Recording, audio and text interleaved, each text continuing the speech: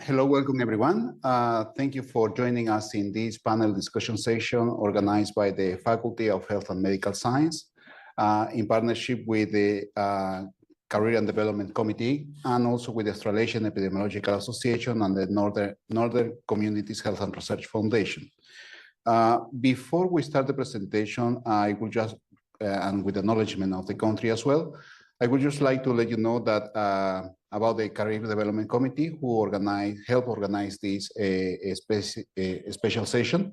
So the Career Development Committee is an initiative of the Faculty of Health and Medical Science, which is mainly trying to support professional staff, title holders, and early career researchers and middle career researchers across the Faculty of Health and Medical Science through different activities which have been developed since 2022.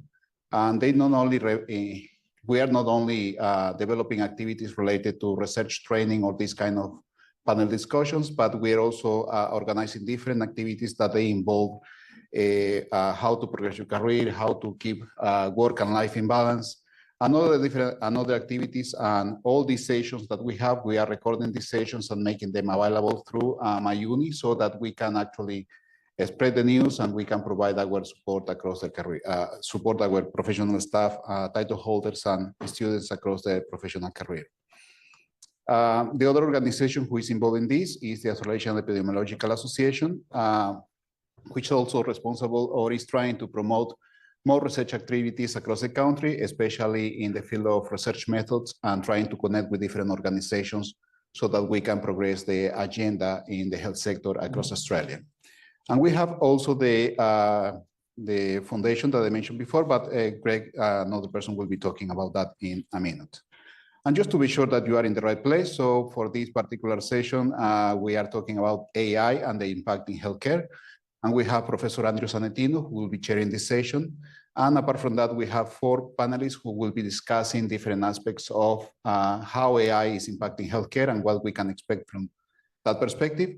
So I would like now to pass this to Professor Andrew Zanettino, who will be proceeding with the welcome to the country and introducing our panelists. So thank you very much.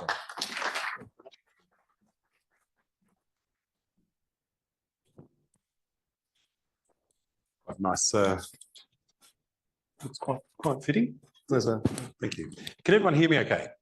Terrific. Look, welcome. My name's Andrew Zanettino. As David said, I'm the Executive Dean of the Faculty of Health and Medical Science. It's a real privilege to be here this evening, and I'm hoping that all of you will take away some really good learnings from this evening's panel discussion. But before we begin, I'd like to actually acknowledge that we do meet on the land of the Kaurna people and that we paid a tribute to the traditional lands on which we meet here this evening. And as a tradition, as part of what we do in meetings like this, I attempt to speak in the Kaurna language. So I'm going to ask for forgiveness for those of you who do speak Kaurna better than I do. But well, I'll give it a red hot go. Mani nadlu tampinte nadlu Kaurna yatanga imparenti. So that's really just saying that we acknowledge that we are indeed meeting here on the land of the Kaurna people, and we acknowledge elders past, present, and emerging. As I said, we are here to a bit of a treat this evening with learning a little bit more about artificial intelligence and how it's playing a role in our current and potentially our future healthcare systems in this country and across the globe. Before we do start the panel discussion, it gives me great pleasure to introduce Professor Greg Crawford to the podium to talk a little bit about Northern Communities. The Northern Community Health and Research Foundation in particular, and its vision to improve health in the northern communities of South Australia. Greg, as many of you would know, is the Professor of Palliative Medicine in the discipline of medicine at the University of Adelaide and has clinical responsibilities with Northern Adelaide Palliative Service at Modbury and the Lower McEwen Hospital. He's a board member of the Northern Community Health and Medical Research Foundation and chair of the Grants Committee and a governing board member of the York and Northern Local Health Network. Welcome, Greg, and I'd ask you to come up and give us a little bit of a chat about Northern Communities. Thank you. Cheers. Thank you very much, Andrew. I come on behalf of the Northern Communities Health and Research Foundation, and particularly our chairman, Mr. Nino De Sisto. We're a small not-for-profit foundation and were founded 25 years ago and rescued the bed license from the Northern Community Hospital. And so with $1 million in 25 years, we've given $1.3 million in grants to the community. And we've probably seeded more than $10 million worth of research projects within South Australia and broader in that time. And as Andrew said, our mission is to improve the health of South Australians, particularly in northern communities. And because we came from the Northern Community Hospital, the council areas that was their community hospital was Walkerville, Prospect and Enfield. But clearly the northern communities of Adelaide are much broader than that, and our interest and influence is much broader now. And so we have a strong relationship with the University of Adelaide that we value. We certainly provide small seeding research grants and significant amount of community engagement work. And we have supported more than 100 projects in our 25 years. We have a visiting professor project, and Professor Rafael Perera-Salazar is our 19th visiting professor. So we're very pleased to be able to support this initiative. Thank you.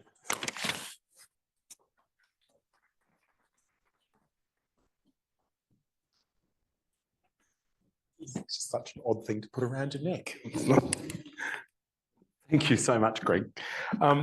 As Greg indicated, our first panelist this evening is the Northern Community Health and Research Foundation visiting professor. And it's really a great pleasure to introduce Professor Rafael Perera-Salazar, and who is the Director of Medical Statistics in Primary Care at the University of Oxford, and has spearheaded the development of a highly esteemed methodological statistical team in the United Kingdom, with a particular focus on multimorbidity and the monitoring of long-term chronic health conditions.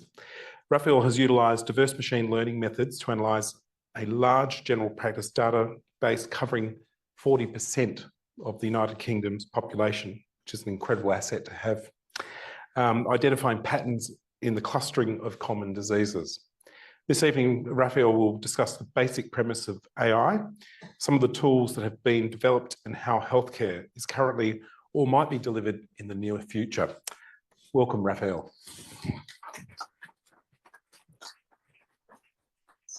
It's like an Olympics medal.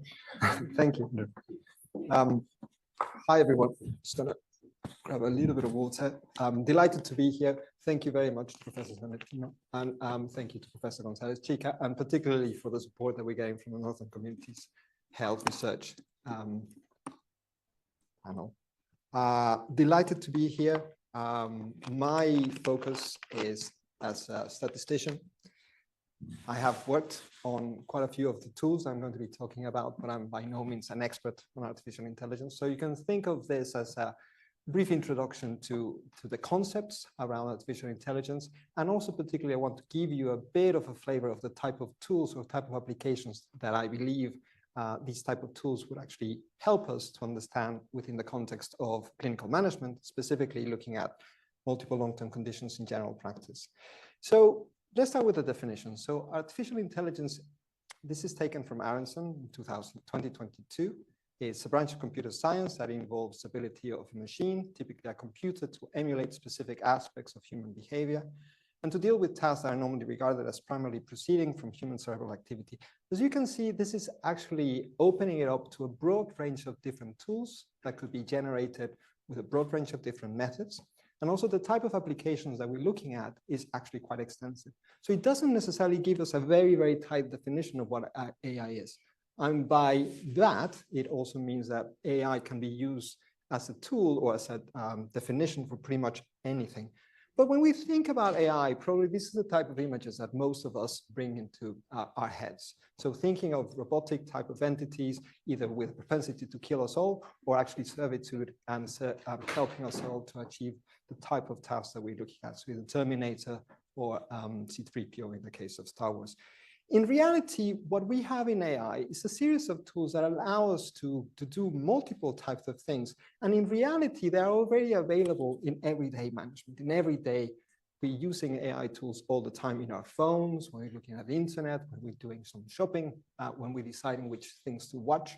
We are actually always using or already using quite a few of these AI tools. And in healthcare, although the development is not as extensive as it could be, there's actually a potential to have multiple new roles of artificial intelligence tools that will help us deliver better healthcare across the whole spectrum. They're already in place for many of the type of things that we're looking at. And you will hear a little bit more about that in the presentations that precede me. But I specifically want to tell you a little bit more about specifically one type of methods that we're planning to use. But before that, let's just have a little bit of an understanding of where we are. And AI has come a long way. It's been about 70 years or so. John McCarthy in 1956 planted the idea or the term of artificial intelligence to separate itself from cybernetics, trying to distinguish itself from the type of group that type of activities and research that other groups were doing. And there was a big promise of the type of things that AI were going to do with this idea, again, of an entity that would be able to do exactly the same thing as all humans. This obviously increased the hype, and it led to two different AI winters, one between 74 and 80, and another one between 87 and 93. But since the 93 or thereabouts, there's been a steady increase in our understanding and the tools that have been developed for or using AI or machine learning. I'll talk a little bit about two different types of applications. There are multiple different applications, as I've described in my definition, that are actually exploding in the type of utilities and uses that AI will have, not only in healthcare, but generally in our general lives. To give you an example, this is an adapted figure from a book published by Professor Mark Bullrich, who's the director of the Department of Computing Science in the University of Oxford. In 2020, he declared that all these items on the left hand or in red had been done or were pretty much accomplished with some degree of effort. And they were almost there in terms of the ones in black, things like driverless cars, automatic providing captions in pictures, etc. In 2024, we're here.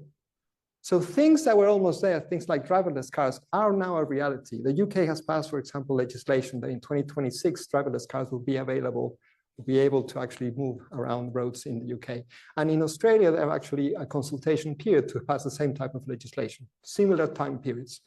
We have now, if you, for example, use Zoom or Teams, we have automatic captions in our discussions. So that has already happened. And things that in 2020 seem that have not have been possible to solve, like human-level automated translation, writing interesting stories, understanding a story and answering questions and interpreting what's going on in a photograph is already possible using ChatGPT. How have we got here so quickly? Well, there are two areas that I think have pushed us to here. The first one that I want to touch on is deep neural networks. Deep neural networks is an extension to neural networks. It's basically a framework where we have what is actually a relatively simple units, creating an important level of complexity that allows us to do a very difficult modeling. And the extension from what it was normal neural networks, when you have to have feature extraction done by an individual, usually a human or a group of humans, inputting that or deciding which would be the inputs into the neural network and then deciding what the outputs were going to be. So some form of labeling in this case. With the new advances in deep learning, that initial feature extraction is no longer necessary. We have automatic feature extractions. The classic situation for this would be when we're looking at imaging. So in imaging, it was actually very difficult to identify what were the important features in an image and that to input into the model. With deep neural networks, that automatic extraction of the features is done. And therefore, we have created a whole new areas where these type of tools can be implemented in healthcare. And that's now a norm. If you go to radiography or imaging areas, you will see deep neural networks being used. The second big aspect is what we call transformer models. This is typically what ChatGPT is. And they are major extensions to natural language processing tools. What they basically do is obtain information from vast numbers of data, in this case, summarize that information, typically from, let's say, for the whole of the internet, and organize it in such a way that it's able to interact with us in normal, almost day-to-day conversation. It's able to answer questions, to summarize and analyze text, to translate text, generate code, generate images. This image that you have in front of you is actually created from ChatGPT. I then asked it to actually modify that image and switch the robot to the left and make the human much more in front of the image, and he did it without any problem. So that interaction that we have is something that 3 years ago was actually not feasible. And it adapts, as I was saying, to multiple inputs. So suddenly we have new tools that allow us to have massive amounts of information and include it without much problem. So we're using these tools nowadays to try to answer some of the critical problems that we have, specifically within the areas of multiple long-term conditions. I can go on and on about what multiple long-term conditions and the important challenge that this brings, and I will do so next week in my next talk on Thursday. But today I just want to tell you a little bit more about what are the processes and how we're actually using some of these tools and with the type of solutions that we're planning as part of these tools. It was in 2019, the NIHR, the National Institute of Health Research, which is one of the major fundings in the UK, decided to put quite a lot of money, in this case 23 million, to just try to answer a very simple question, which is, can we use artificial intelligence to try to answer the question is, can we have clusters of multiple long-term conditions identified through artificial intelligence? 7 programs of work across the UK are trying to answer this particular question using vast amounts of data. And one of these programs is the one that I'm leading. It's called Compute, stands for Complex Multiple Long-Term Conditions, Phenotypes, Trends, and Endpoints. We have separated this into 3 different themes. I'm going to tell you a little bit about specifically theme 1, which is about using information that we have on electronic health records in the NHS to try to obtain from those records something that might be more useful to general practitioners in order to predict and prevent multiple long-term conditions, multimorbidity. I won't tell you a little bit too much about theme 2 and theme 3, although theme 3 is also critical, and I'm sure Melissa will be touching on things like the issues about ethics in patients, because we want to understand also the information that we're getting is probably biased. We're not getting all the individuals actually attending general practice. There's some people for which the information is not potentially available as readily as others. And that will distort the type of tools that we generate. And the tools themselves might actually distort the process even further. So there are some important questions to be addressed. What are we trying to do? So the main thing that we have with electronic health records is vast amounts of information in things like the demographic characteristics of individuals, things like the gender or sex, their ethnicity, the region where they're based, the year of birth, sometimes the month as well. And we have, besides that, information about multiple biomarker data over multiple times. So we might have systolic blood pressure over several readings over 10, 15 years of time. We might have also information around the renal function, about the cholesterol levels, about diagnoses that happen at different time points of COPD, of asthma, of a myocardial infarction or a stroke. We have information about their admissions to hospital. We have information, obviously, as well, when people die and what they died of. And the intention is to obtain or use all these bits of information to integrate it into one particular system to track what's happening with people over time. The easiest way to describe this is with the idea of a biological age. So if we can think of how people age over time, we know that there can be sometimes a discrepancy between the chronological age that someone has and how they appear in terms of both function and appearance. You might say, oh, although you're 50, you actually look 10 years younger or 10 years older. You might not say that one. But the intention is that we characterize and combine information from biomarkers to work out what the biological age happens to be.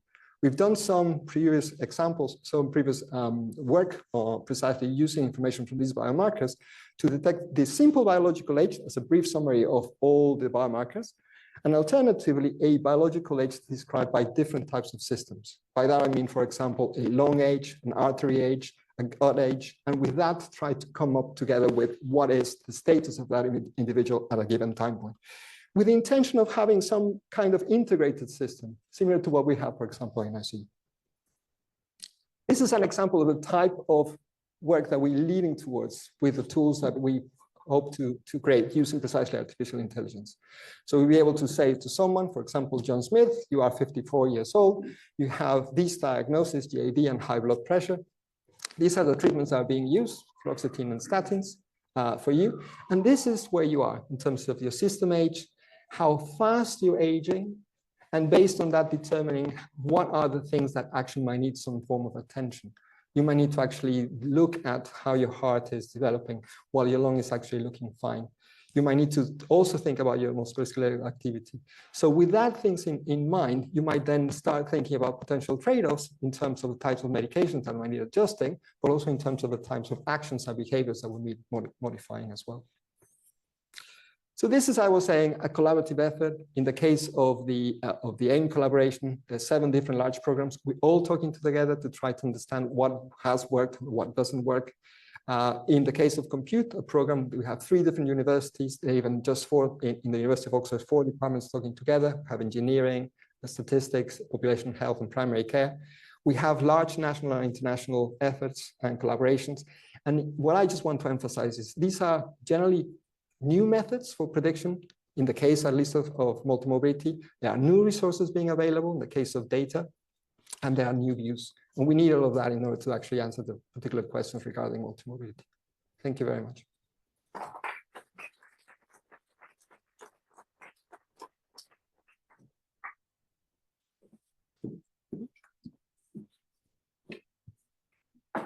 Thank you.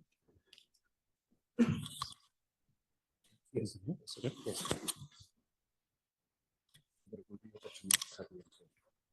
Great, thank you.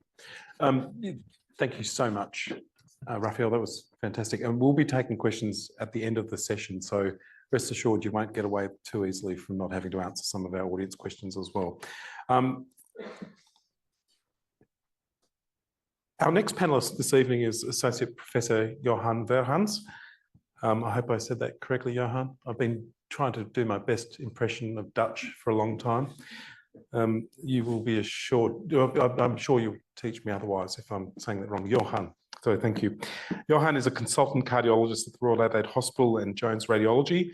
He's also a future industry making fellow at the Australian Institute of Machine Learning, or AIML. And he's the AI platform leader at the South Australian Health and Medical Research Institute, right next door. Johan will share his journey as a clinician scientist who has been at the forefront of championing artificial intelligence in healthcare in Adelaide since 2017. His work began at the Australian Centre for Visual Technologies and continued through his leadership in establishing the health group at AIML. Over the years, Johan has collaborated extensively with local health institutions and global companies, driving innovation and integration of AI into clinical practice.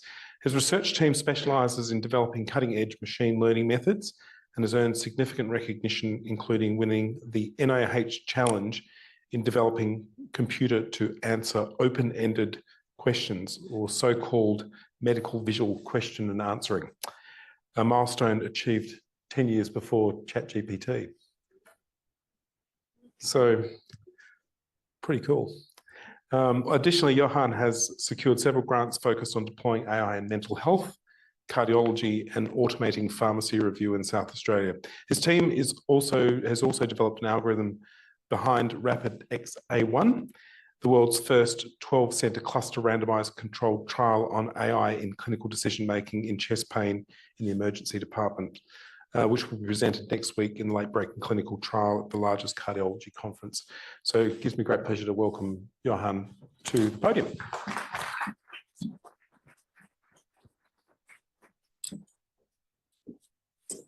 Thank you, Andrew. My patients call me Dr. Virgins, but Variance is how you would pronounce it, but it's very difficult. But Virgins patients do remember. Some disclosures. Today I was a bit afraid there was overlap with the previous presentation, so I put a bit more slides. So I want you to today give a brief intro of what I do, and also stimulate you that, you know, there's a hype in AI going on, but it's not going away after that. So it's here to stay. and also a little bit on what we've been doing in Adelaide, and hopefully also connecting to whoever is here. I'm always happy to connect people to the right people, to analyze things, to get to the data, to get to the right clinicians. That's one of my roles as well over the past 7 years. So I work half-time at the Australian Institute of Machine Learning, and today I was in the clinic at the RA, and I was also looking at images. So I have a very diverse week. I've done a lot of clinical trials. I've done molecular imaging. I've operated mice. I've cut plaques. But in 2014, during my postdoc in Boston, I changed my career more to digital biomarkers, and now molecular and imaging are becoming digital biomarkers. So everything is converging again. So I'm very happy with that. So who's using AI for their work currently? Hands. It's getting busier with this question. Yeah, it's not half yet, but something like that.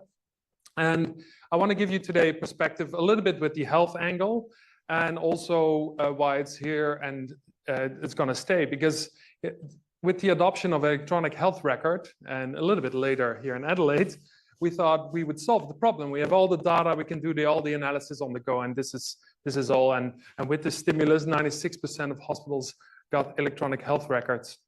And with that, we got a lot of more administrators. In green is the amount of physicians, and in purple is the amount of administrators over time. This is American numbers. And it's not a lot different here, but we don't measure it here. We measure a lot, not actually in medicine. Actually, patient care is the worst measured business problem there is. There's a whole study at MIT about this, that we actually don't quantify what a patient costs with everything together.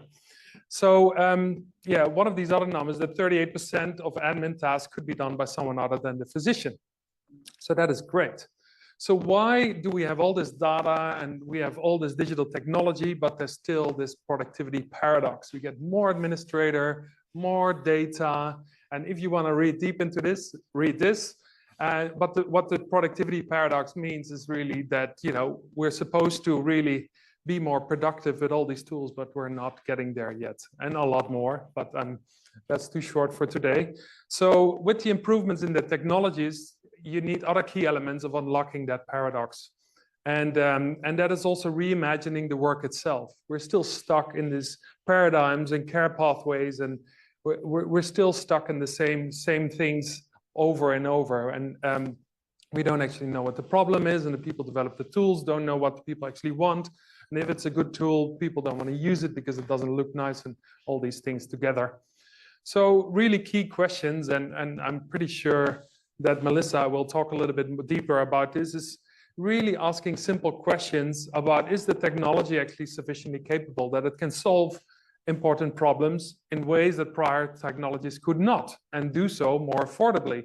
And a lot of the technology that we get presented with actually cannot fulfill this question. They say they do, but it doesn't, or it does not perform, or it is not usable, and people don't want to use it. These are key elements that you need expertise in the pipeline of AI, from idea to data to algorithm to implementation, and to people actually using it and people paying for it. So why is AI different this time? There's a huge globalization happening, and we see that ChatGPT reached 100 million users on the right in 2 months compared to all these other big companies. It's really, you know, has had a huge impact. And to copy the slide, I was a bit more optimistic from the previous speaker. I think interpreting a work of art is actually already, you know, kind of performed. You can kind of give that an orange, not a green maybe. So in this old paper, it's really cool that we thought things would take really long, but we only have one thing left in that paper. But I think this can be subdivided in a lot of different other targets that encroach on human intelligence, but that's a whole talk altogether.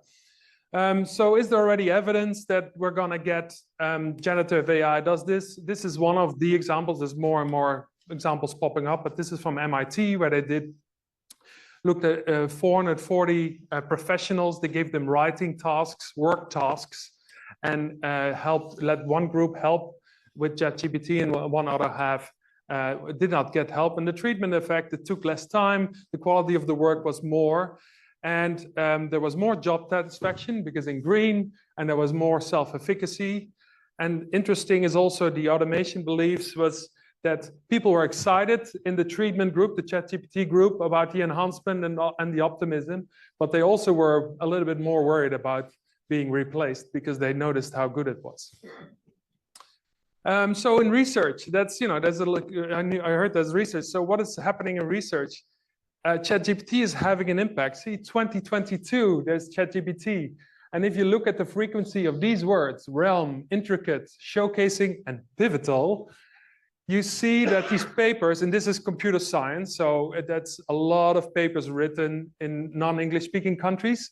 You see that there's a rapid rise of these words in papers. So yeah, so the reviewers should watch out for these words. But in paper reviews, there's other words: commendable, intricate, innovative, versatile, meticulous. A shift in the frequency in the famous computer conference ICLR.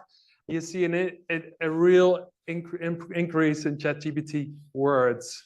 So it's very interesting that research is definitely being influenced. It's here and it's here to stay, and leading to a lot of funny things, right? Because this paper is really the introduction included the answer of ChatGPT. So you get all these, and there's many examples. If you look this up, it's actually really entertaining. So there's reviewers actually not even using ChatGPT, not even reading the ultimate result. So that is very interesting. So a bit more serious, in freelance writing and editing jobs in the recent years, when ChatGPT launched, actually the change in the amount of jobs decreased significantly, and the earnings decreased significantly too. I think that really shows that it's having this really effect. So I'm going to repeat again on the basis of this, because there's this new phenomenon called the secret cyborg. And there's the phenomenon that people actually, 64% of people have passed off generative AI work as their own. And 41% would consider secretly using generative AI to secure a work opportunity in this survey. So asking again, who is using AI secretly for their work? Nobody. Humans love to save time. So in medicine, we had some early efforts at AI for diagnosis. So person with rapid pulse, sweating, and shallow breathing, that must be gallstones, right? So yeah, there was a lot of mistakes for that. And so there's an explosion in algorithms that try to be sold in the market. So cardiology and radiology leading. This is the January 22, a bit old, FDA cleared algorithms in radiology and cardiology and other specialties. And it really is making a move now. And this is a lot of investment, takes a lot of time and effort to get an FDA approval. And then if you say, yeah, this is only for admin tasks as a doctor, I'm not going to be replaced. I think there's an early sign that it might get there sometime, because there's already 2 papers in New England where the real clinical cases of the Mass General Hospital, the most difficult cases, got solved by a model. With an acceptable percentage, obviously, but impressive. So if it can do a little bit, it can probably do the whole lot. There's a lot to say about that. That's really short, but the time is really short. But it does symbolize that one day we're going to get there. And this is an interesting example that parents went to all these doctors and fancy doctors, and then they put the keywords in ChatGPT, and they got this diagnosis. Why this kid had chronic pain. So this is really where ChatGPT helped connect some dots, where sometimes clinicians don't have enough time. So yeah, is there an opportunity? This is, again, old numbers, but I think doctors are busy, and clinicians, this is a doctor example, and everybody's busier, and everybody gets measured more and more and has to be more efficient. So yeah, hopefully there is room to really improve these numbers. So lastly, I want to show a little bit what we've done here locally. So when I came here working for the RA and for SAMRI, one of my asks was to work with the machine learning group here, was the Australian Centre for Visual Technologies, where we're looking at image analysis for more than a decade. And we started talking, and we were lucky to get funding for an institute and a building on the corner here of Frome and North Terrace, and to further build the application shell around the methods group that was already there, with an impressive track record, with high rankings in computer vision, not in all the fields of AI, but in computer vision. But fast forward, we have a building. There's people sitting on the top. If you look really nice, so the building is full. But it's really going well, but for all different fields, but in particular health. We have been fortunate to get really amazing scientists over from overseas and get this expertise from the end-to-end pipeline that we need. So what does a group do? They publish in papers in conferences. So clinicians always wonder how that works because clinicians send abstracts to a conference. Now they send papers to conferences. And the computer vision conference, in terms of H5 index impact, has already moved from number 4 to number 2 this year. And that's how many papers we publish. And this year we were lucky to have, we had our first 2 papers with our group in the conference on a medical subject using different sources of data to improve performance of X-ray diagnosis or explainability. So we have a lot of projects ongoing. I won't tell them all, but we work with companies because they help us do research. They do want to publish. So we have always collaborations that we want to publish together, but also achieve a common goal. And it's also a rapid pathway to funding. We also work with all the health systems. I work with anybody who's fun to work with, and I connect everybody. And it started with STEMRI, and then it was RAW, and then it was Flinders. And now we have projects with pharmacy, pathology. Women's and Children's is a big program started, and some small projects in Lyle McHugh and Northern Community could do better. So, but they have some good recruits up there. So I hope to help stimulate that as well. So we wrote a grant 4 years ago. What if you could talk to a computer and ask open-ended questions? So there was a challenge that the NIH organized, and we won that, but not with an impressive performance. It was about 0.6, but we won. And it was one of the only competitions. And I could not convince people to give money for something to interact with computers in the medical field. But the rest is history, right?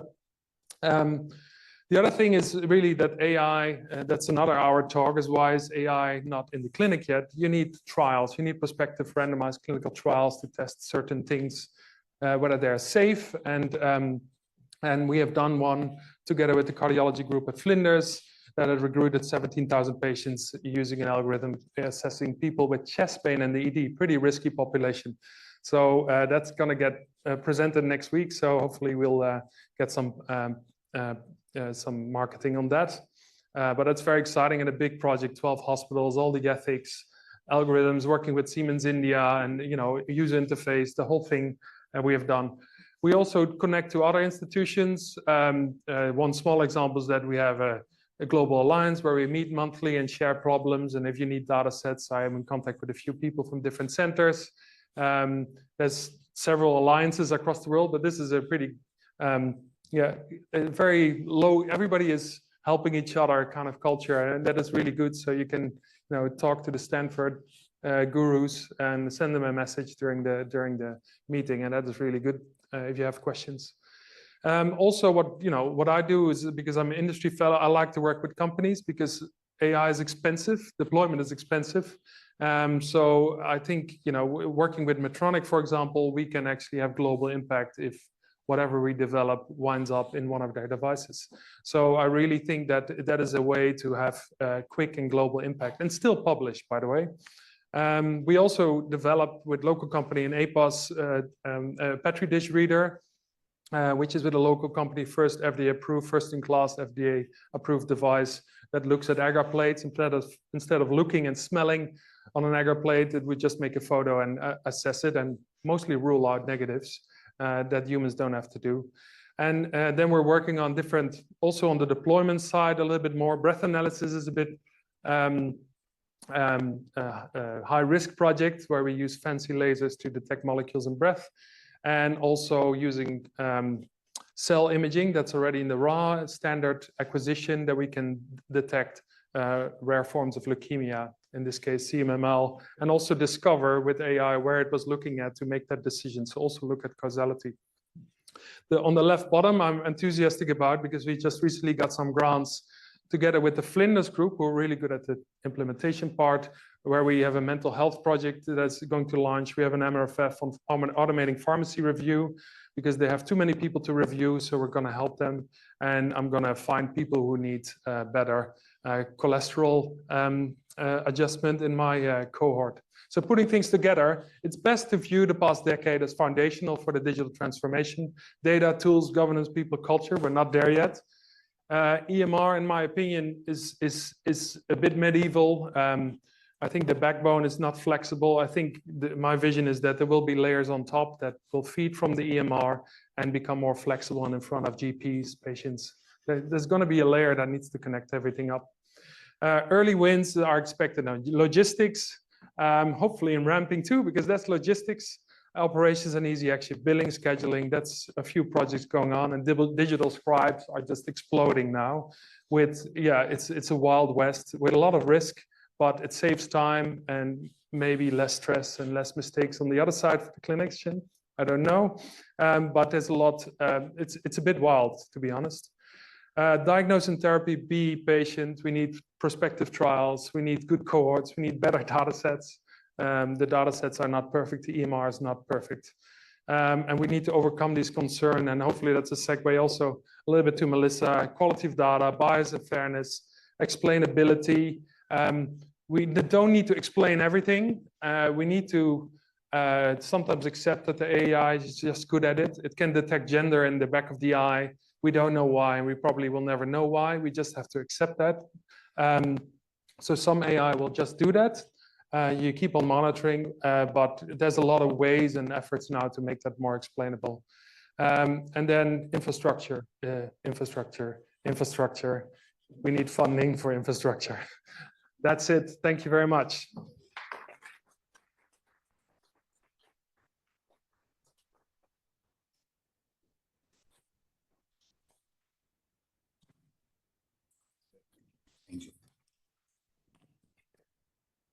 Thanks so much, Johan. I'm just trying another microphone. Does that one sound better? There was some crackling going on with the previous one, so terrific. Look, thank you so much. Johan, that was a tour de force. I'm still catching my breath. It was an amazing amount of work that you shared with us this evening. It gives me great pleasure to welcome our next speaker this evening, and that's Dr. Melissa McCradden to the panel. Melissa is the Women's and Children's Health Network AI Director and the Hospital Research Foundation Clinical Research Fellow in AI Ethics at the Australian Institute for Machine Learning. Before moving to Adelaide, Melissa worked as a bioethicist with the Department of Bioethics at the Hospital for Sick Children in Toronto, in Canada. And Melissa's research focuses on novel technologies, including artificial intelligence, machine learning, precision health, and neurotechnologies. Melissa is particularly interested in bridging research and practice, leading the development of health policy and research ethics oversight processes to address bias and justice issues in design, validation, and evaluation of AI technologies. It's a lot of words. This evening, Melissa will discuss how to ethically and responsibly evaluate the use of new technologies from an evidence perspective, integrating research ethics and evidence-based medicine. So without further ado, I'd like to welcome you to the stage, Melissa, and look forward very much to what you have to say. Thank you. I feel like I'm being knighted. So, hi, thank you so much for having me today. I'd also like to acknowledge that we meet today on Kaurna land, always was, always will be, and I wish to pay my respects to their elders past, present, and emerging. I'd also like to particularly thank Jackie Akit and her group at the Aboriginal Health Unit at Women's and Children's Hospital, who have been really instrumental in helping me get situated here in Adelaide. So what I'm going to talk about today is some of the work that I'm bringing from the Hospital for Sick Children down to Australia and trying to navigate the new frameworks, the new foundations that are here in Australia.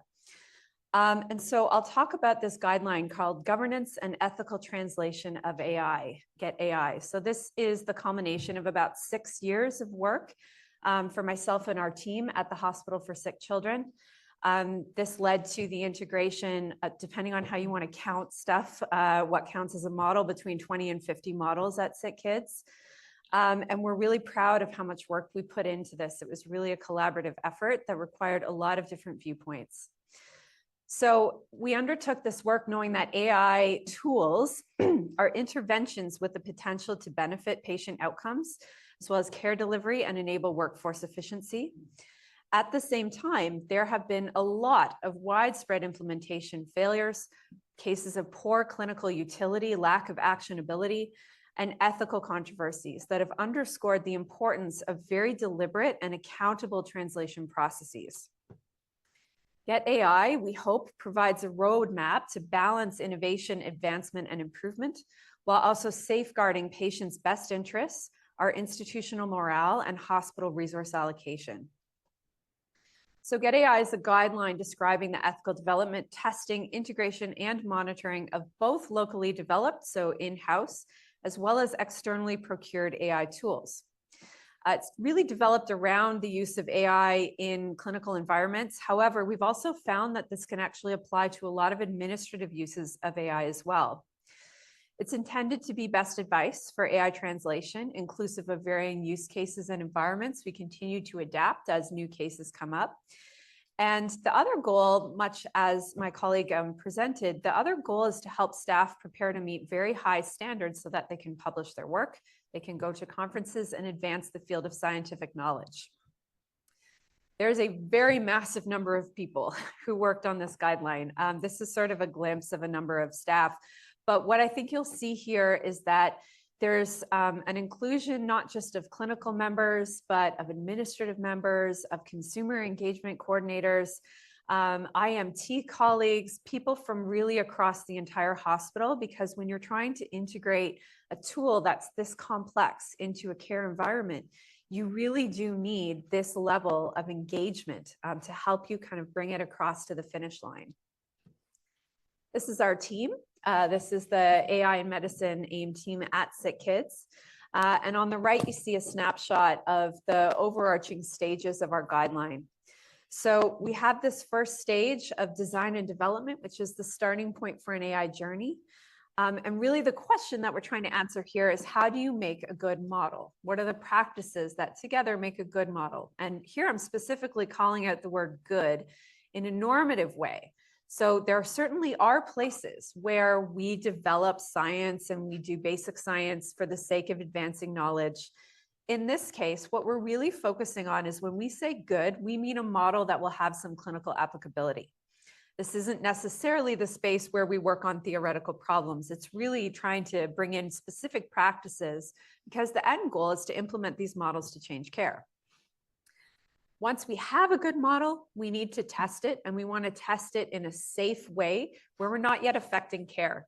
Because as we know from the history of medicine, there are many times where we think that something will work and it doesn't, or we think that something will work broadly and it might work more narrowly.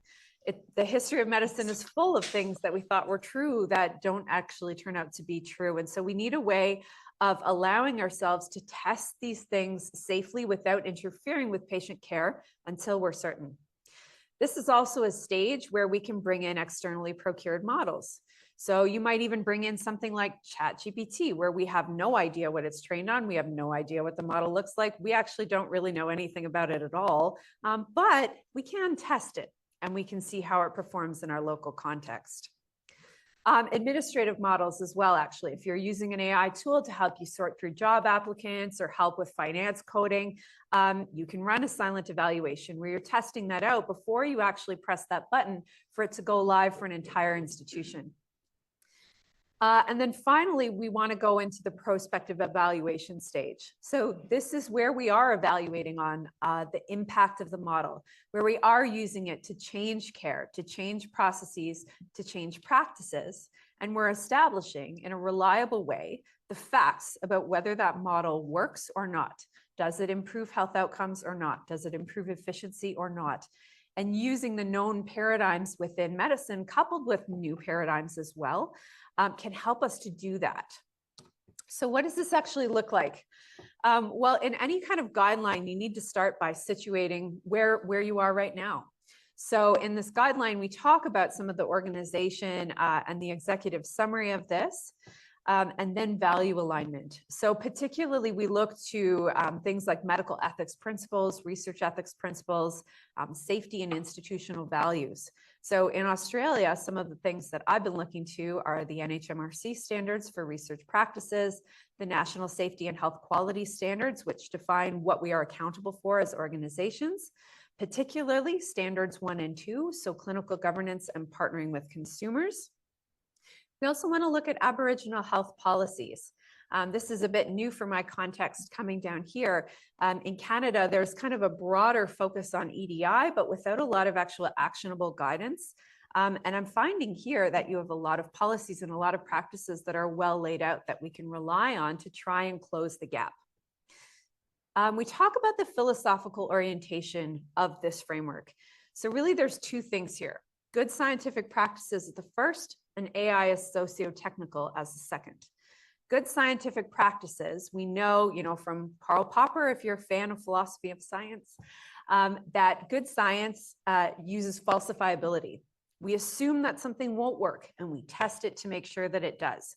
We don't believe something is going to work and set out to prove that it does. We want a falsifiable hypothesis. And so that's what we need to do with AI. The second aspect is that no single tool works in isolation of the context in which it is situated. To quote a current presidential nominee, it didn't just fall out of a coconut tree. If you look at a lot of the tools that have been utilized in the States that have done really well, it's because there was a coordinated effort from the AI implementation team, from the nurses who are using it, from the administrators who support them, to the patients who are aware of these things. It's a coordinated effort and it's a whole team approach. Finally, we need to make sure we're aligning with standards, with law, and reporting guidelines for publication. So looking at this in the first stage, where we are exploring the development of a model and what makes a good model, we're relying a lot on responsible machine learning practices. And this is a relatively mature field where there's certain rules that are coming out that we know are good. So for example, don't train on your test set. There's other aspects include building strong clinical collaborations. And so some of these things include things like a set of questions that you might ask a clinical collaborator. We also have to think about things at this stage, like, are you asking the right clinical collaborator? You might be asking the department head of the internal medicine unit, who might be a really smart person, but they might not be actually on the ground in the environment where you might be using the AI. They might not be the person who's going to know how patients are going to react with this. They might not know, where this fits within a workflow. Once we kind of have this idea of what the model use might look like, we want to think about data access, data set documentation standards, and data quality issues, because this is where a lot of it goes wrong. So a lot of the stories about, how AI is really good at such and such, it relies very often on something called shortcut learning. It's an associationist methodology. So one of the things that it can be quite good, actually, one of my colleagues at NVIDIA really likes to use this phrase, think of AI as the laziest student you've ever taught who wants to find the fastest possible way to the answer. Sort of what it does. That can be very useful, however, but we have to put the guardrails. We need to make sure that the AI tool is not overly relying on the specific type of scanner that was used. We need to make sure it's not picking up only the difference between children and adults if you're detecting a disease. And we need to make sure that it's not relying on some of the information that is already contained within your data set in order to make a prediction that would ultimately rely on that data. So once we have those, we want to think about the intended use and the intervention ensemble. So the intervention ensemble idea is something that actually came up in pharmaceutical translation. The idea behind this was that if I come to you and I'm from, a pharmaceutical company where I've done a lot of work and I've developed this drug and I've got approval for it and I hand it to you and I say, here, this is our drug. It's a really good drug. It's got approval. Treat diabetes. I really haven't told you anything about how to safely use it. It might be a perfectly safe drug, but I haven't given you the information that you need in order to use it safely. You need to know the dosage, you need to know which patients, you need to know relevant side effects, you need to know comorbidities, you need to know a whole host of other things in order to use it safely. When you use it within those boundaries, it works really well. When we use things outside of the boundaries for which they were tested, it might not work as well.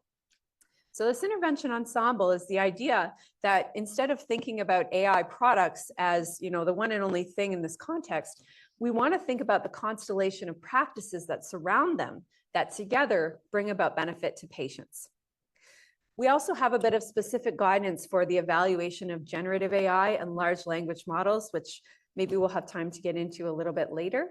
And then fair model development and algorithmic validation. So I'll talk a little bit more about JustFab, or JustFab if you're Francais like me, where justice, equity, fairness, and anti-bias is a complementary guideline that we use. Our second stage involves this preclinical or silent evaluation. So this is where we take the mature model that we think has some applicability, and we're running it in parallel to clinical use. So nothing changes for the patient. They're still receiving standard of care. But in the background, a team is looking at what the model is predicting and looking at against a real world patient outcome in order to establish the true clinical accuracy of this tool. So this is aligned with standard 1 under the National Safety and Health Quality Standards, where we need clinical evidence to support use. We have a number of protocol example templates on our HREC website that I've started sharing around here, so feel free to ask me for those. We have to include a fairness analysis. We need a plan for assessing how this tool is going to work in different groups. We also need to think about human-computer interaction. So many technologies have been taken down because users didn't have the full knowledge of how to properly engage with those technologies. We want to think about complementary evaluations. So things like mapping out a specific workflow. Where does the AI tool fit within the specific workflow? Is the data that you're relying on to build the model the same as the data that the clinician will have access to at that particular point in care? And then what's the chain of command? Is it a nurse paging a physician? Is it a nurse, activating a particular protocol? Is it a physician reviewing something before deciding what to do? We have to think about all of these things. There's also cybersecurity, feasibility, operational readiness, integration into EMRs. Do you have your own EMR build team? Do you have to get into the queue? Do you have IMT? Are they prepared to actually navigate the introduction of this technology? All of these things that, again, if we only focus on building the model and getting to the finish line there, you then face all of these things at the end. So in putting them together as part of the package, we hope to be able to streamline translation responsibly. Another thing that is gaining a lot of traction is environmental impact assessment. So with AI tools, much like many digital technologies, these are very environmentally taxing. So from an ethics standpoint, one of the things that we need to think about is this worth it? Is this the right thing to use for this particular problem? If you had a tool that was massively environmentally impactful, yet provided minimal value for care, is that the kind of thing you want to use? Or would we look at this trade-off a different way and say, are there two potential options, one of which with a lower carbon footprint? So looking at those types of things are key, I think, to the sustainability, not only of AI, but of our healthcare system. Finally, consumer engagement is something that I think is incredibly important to doing upfront. When we speak with patients and families, particularly younger patients, they are incredibly knowledgeable about AI. They have grown up with it in a way that even, for myself, I haven't. They have a lot of knowledge. And so bringing their perspective in early on can help us deal with potential challenges to translation down the line. And then finally, at the end of the stage, we want to do a medical algorithmic audit. And this is something my colleagues and I have worked on a fair bit, again, aligns with standard 1. But an audit basically is the idea of conducting a thorough and nuanced performance testing of the model. So just as an example, if you have a model that's working in the intensive care unit, you want to know and be able to test, does it work for all patients in the intensive care unit? Does it potentially have a failure mode for patients with medical complexity or maybe who are post-surgery?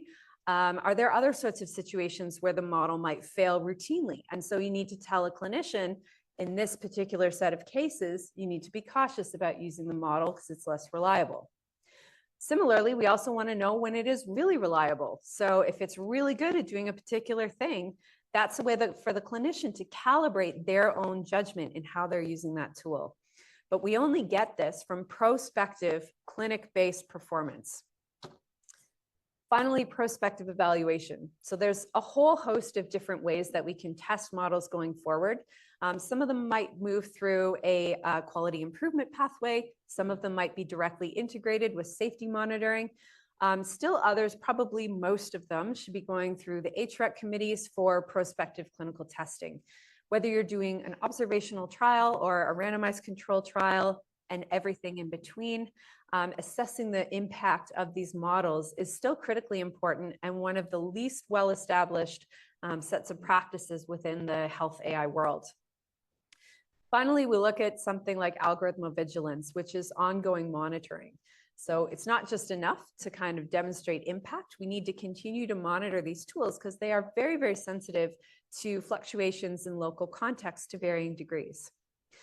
Another thing that we included in this guideline was regulatory guidance. So some of our colleagues wanted to actually go and market these tools as a product. And so you would align with the TGA standards for software as a medical device. This is what it looks like at an institutional scale, which is an unbelievably complex diagram.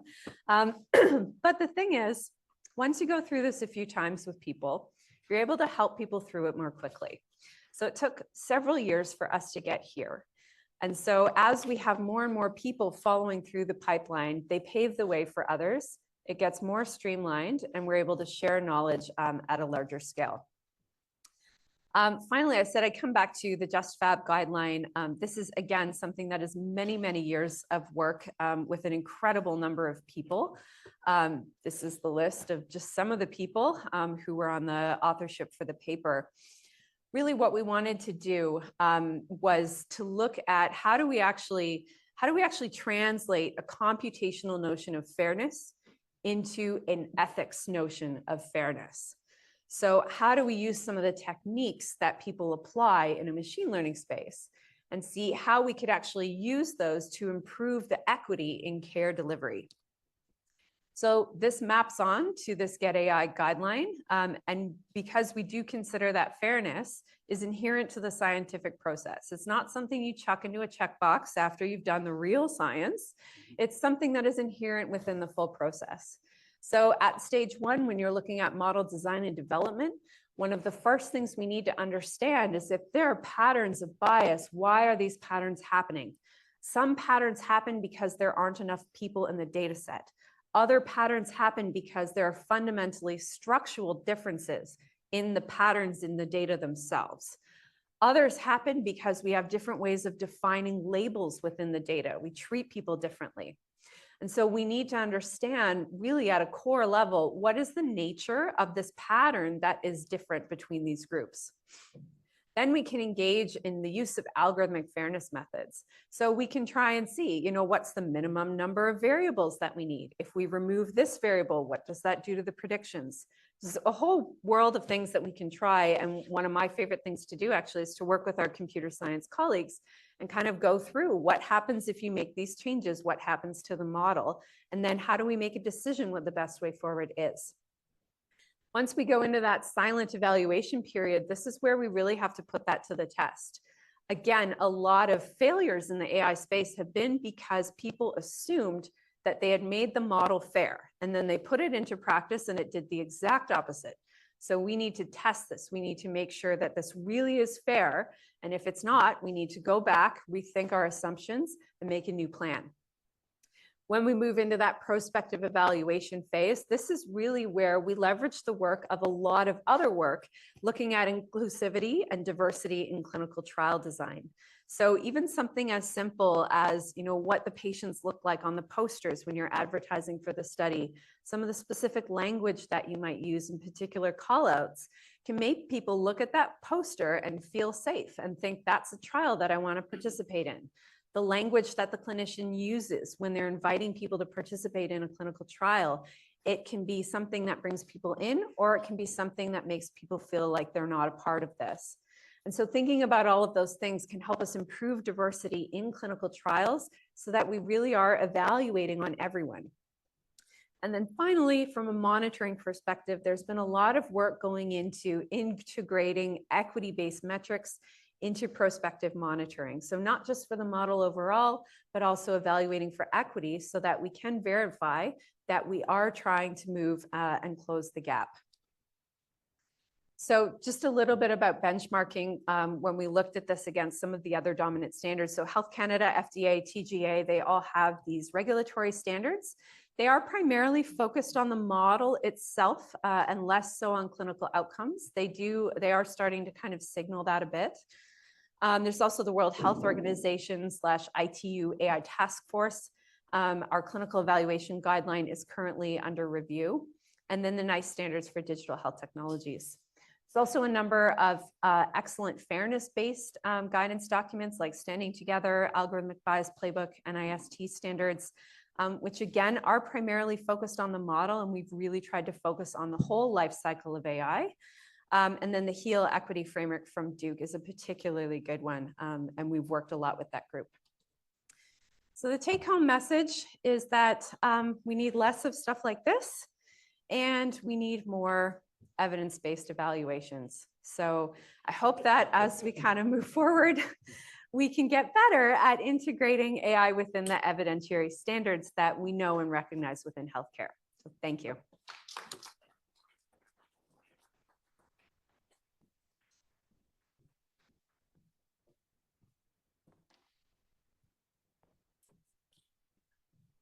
Thanks. Thank you so much, Melissa, for a fantastic presentation. I got to say that it's rare that you come away from a presentation learning two really cool words, algorithmovigilance. So that's, and funky dynamite as the person on the Twitter. Look, thanks so much for the presentation. We're now at the time for the last presentation before we do move to a panel discussion and question and answer session. And I'm really delighted to introduce our next speaker for this particular presentation. And that's Peter Triantifilou. I hope I pronounced that okay. Thank you. Peter is a Principal Critical Technology Advisor within Research and Innovation at the South Australian Department of State Development. The department is the principal economic development agency for South Australia and is responsible for driving economic transformation toward a knowledge-based, resilient and greener economy for the future. Peter's has over 25 years of experience in developing and implementing various government programs related to digital economy, telecommunications and strategic planning. Clearly he started when he was about 12, so well done. Peter represents the South Australian Government on various Commonwealth, state and territory joint committees related to critical technologies, including AI, quantum, cybersecurity and advanced manufacturing. This evening, Peter will provide some perspectives on AI collaboration, industry programs in which his team is involved in. So thanks so very much, Peter.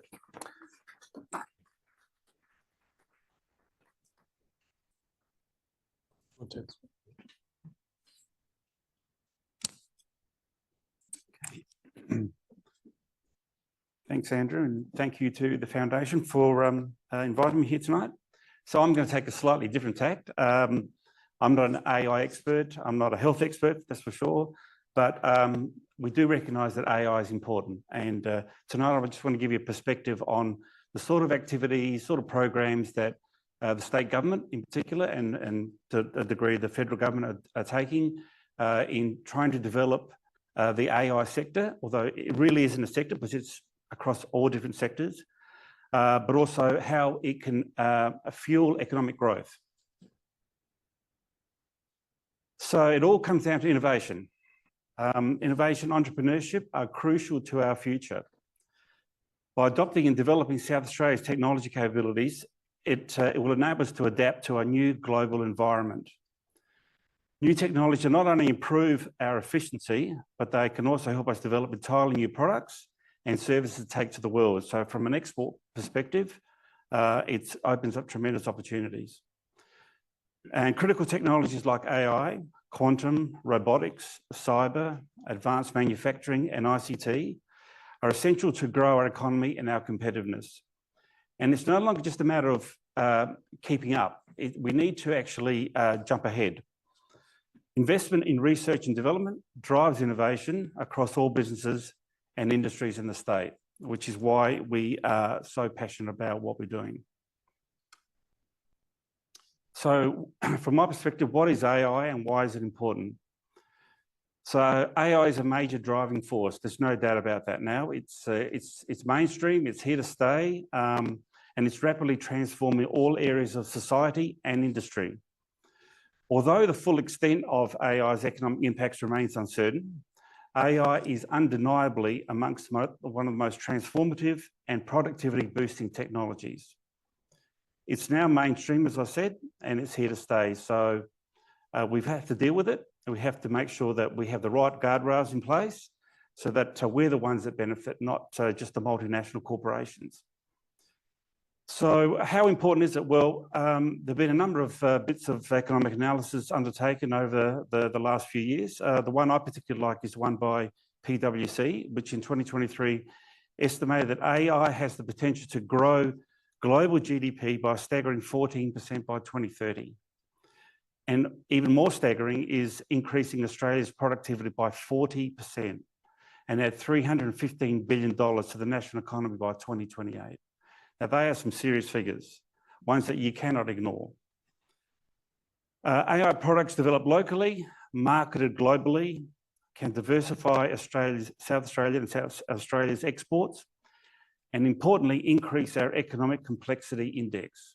So for too long, we've not been adding enough value to what we do and what we export, and this is an opportunity for us to really add that complexity to what we do. Also, in the Productivity Commission, in its Advancing Prosperity report, identified AI as one of the most transformative digital technologies that help can drive productivity growth in Australia. And we've all heard the Prime Minister and others talking about a lack of productivity in the country. It's falling behind. This is potentially one way, by the use of critical technologies, to try and raise that level of productivity growth in the country. So in terms of South Australia, so I'm proud to say that South Australia is recognised leader in artificial intelligence research. According to the CSIRO, South Australia accounts for 20% of AI research with only 7% of the population. Now, that's pretty impressive. The adoption and implementation of AI by South Australian industries represents a really great opportunity for us to remain globally competitive and to increase the growth and productivity of our state. Already, South Australia is home to several nationally recognised AI companies. LBT was talked about earlier. We've also got 5Cast and AI Lab. And we also run a Seed Start program where startup companies come and ask for support.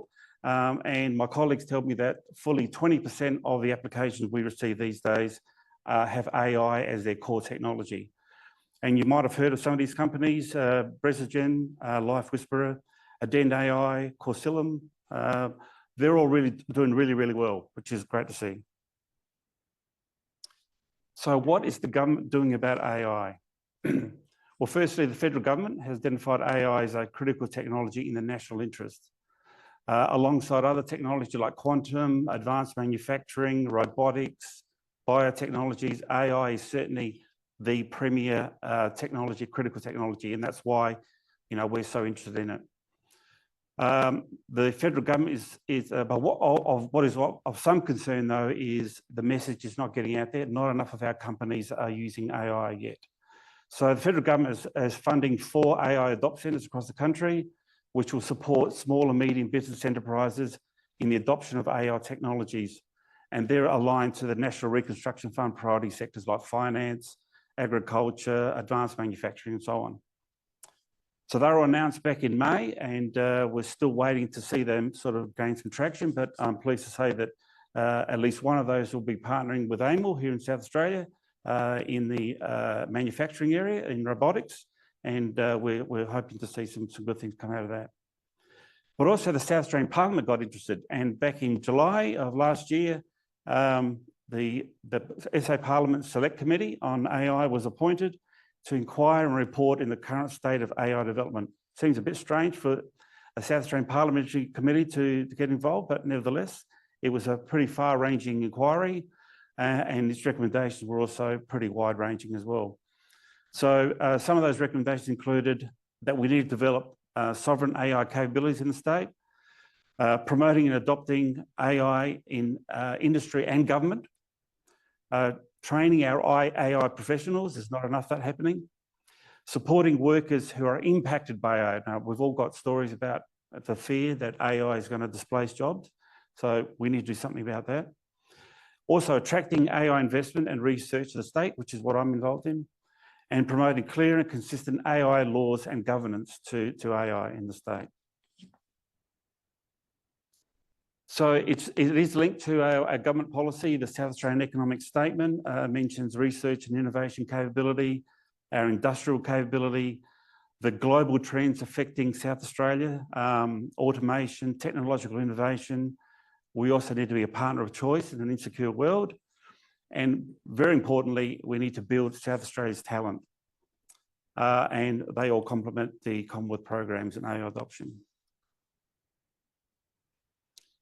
So a little bit about the sort of investments we've made as a state government. So you've heard a lot about AML today, and you know, it's very pleasing to know that we were a foundation investor in AML way back in 2017 with an investment of $8.1 million.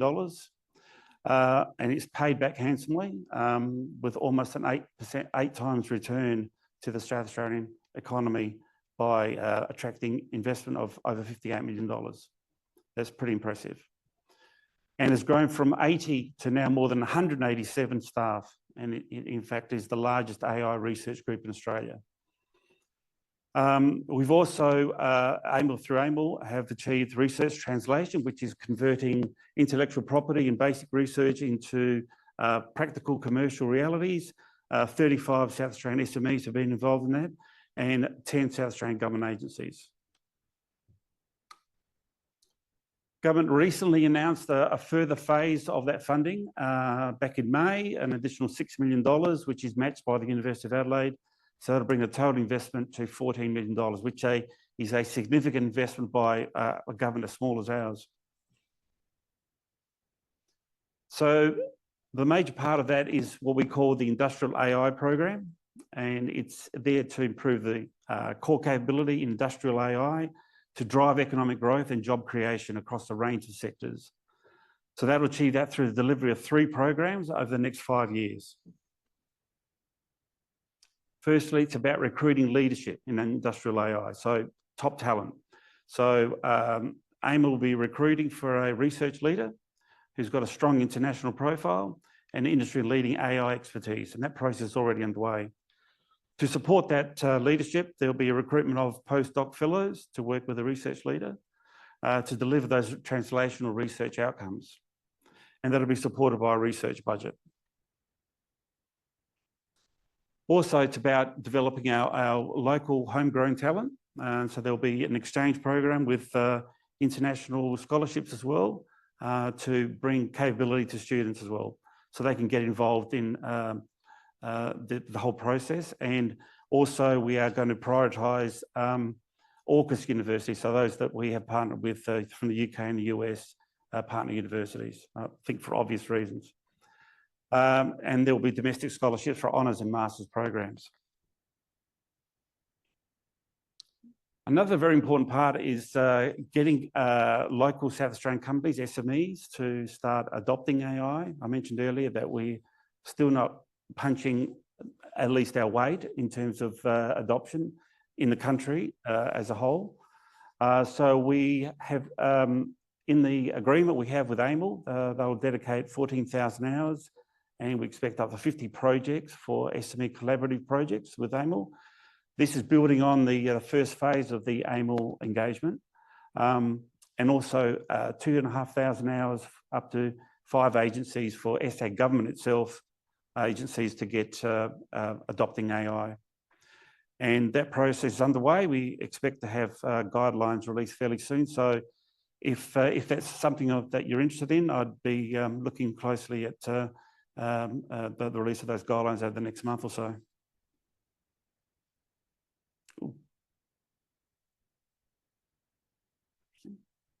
Just bombed out. Don't know what that meant. Should have been something more.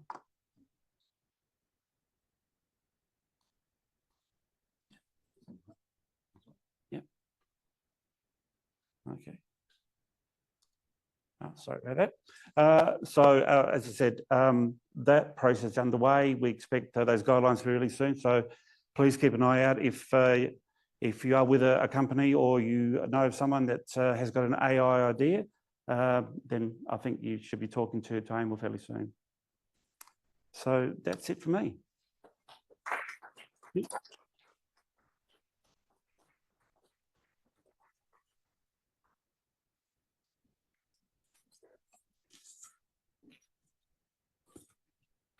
Thanks so much, Peter. It's great to see the state government actually really lean in behind the opportunities that that really do exist with AI in industry particularly, and so it's terrific. So thank you very much for sharing that with us this evening. This is the part of the evening which I think most people were looking very much forward to, and that's actually the panel discussion time. So I'm going to ask my colleagues and friends who have been very gracious with their time this evening to present their area of expertise to us, to assemble themselves on the chairs down in the front. And I'd actually like to now take this opportunity to open the topic up for discussion. I will say that there will be roving mics for you to ask your questions, and I'd ask that you do ask them through the microphone, because what I haven't actually done this evening, and it's very, very remiss of me to do, is that we actually have a whole bunch of people who are actually online joining us via Zoom. So I'd also ask that, hello Lucy, how are you? Waving there, it's fantastic. And you're able to ask questions of the panel also through the chat function, or if you do want to ask a question live, I think that's also an option. Is that right? Mm-hmm. Terrific. So we're ready to crack on, and I would ask that, well, that's fantastic, Hubertus. Hubertus has jumped the gun as usual. So Hubertus, you have the privilege and honour of asking the first question. You're either able to direct it to the entire panel or to a specific presenter if you so wish. That was very intimidating, that introduction. I mean, obviously the strength in using AI for the purposes that you outlined is have a linkage data from pharmacy prescribing, data from health insurance, army enrollment, driver's license, all this kind of linkage. Now, Europeans have used that, WA is using that, so how far in South Australia, how far or how close we are to using more comprehensive linkage data to feed into the AI?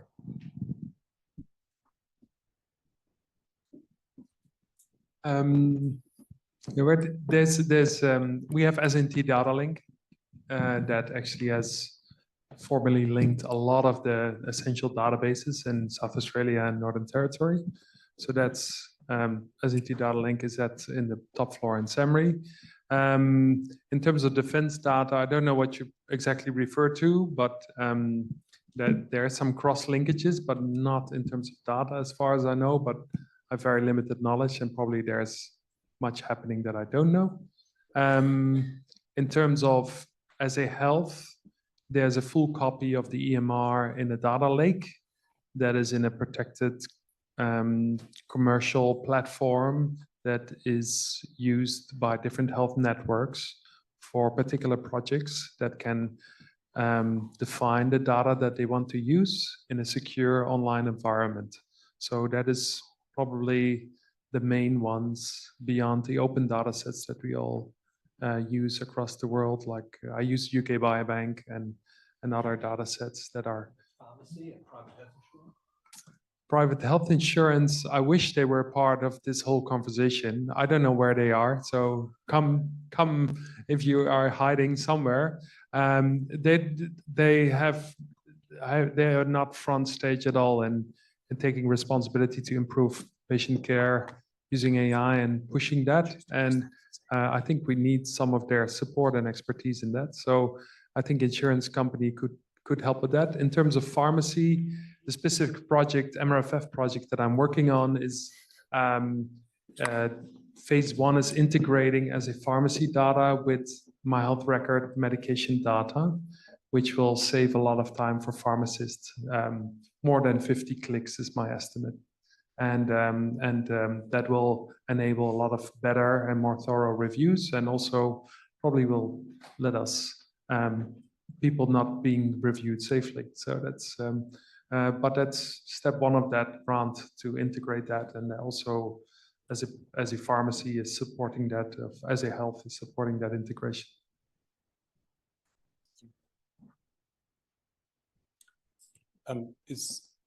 I might take the opportunity to raise a question from Chris FM online, and it's in the commentary it says, I feel like the panel missed two recent advancements in AI in their timelines: agents and the growth of multi-agent systems to undertake more complex and specialized tasks.